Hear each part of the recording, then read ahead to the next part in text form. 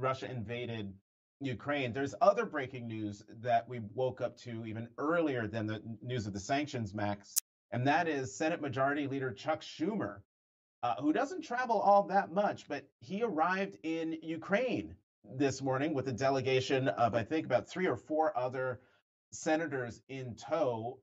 According to the reports, he's there to talk to meet with President Zelensky and then come back to Washington with the message about how bad things are in Ukraine and why U.S. support is desperately needed and why the bill Jennifer was just talking about and you were just talking about must be passed. I'm just wondering, will Leader Schumer's undertaking of a dangerous trip to a war zone, will that have any impact on the MAGA Republicans who are standing in the way of anything going to Ukraine?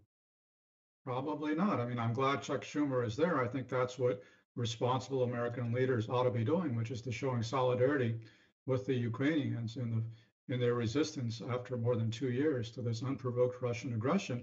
What really struck me, Jonathan, when I was actually in Ukraine a few weeks ago myself, and what struck me and kind of came at me, it was just such a moving experience to be with the Ukrainians and to see how resolute they are, despite the suffering that has been inflicted on them by Putin and his military, and how they continue to stand strong despite the attacks on civilians, the horrendous atrocities the Russians have carried out, and so forth. What really struck me is, where is Mike Johnson? Mike Johnson is the House Speaker. He holds the future of Ukraine in his hands.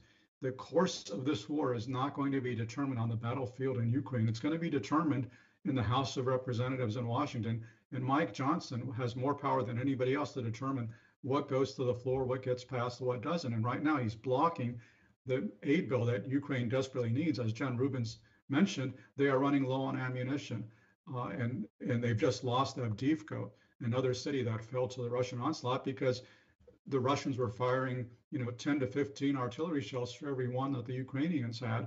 So my question is, it's great that Chuck Schumer is there but we know he's already a supporter of Ukraine and he passed the bill in the Senate. But where is Mike Johnson?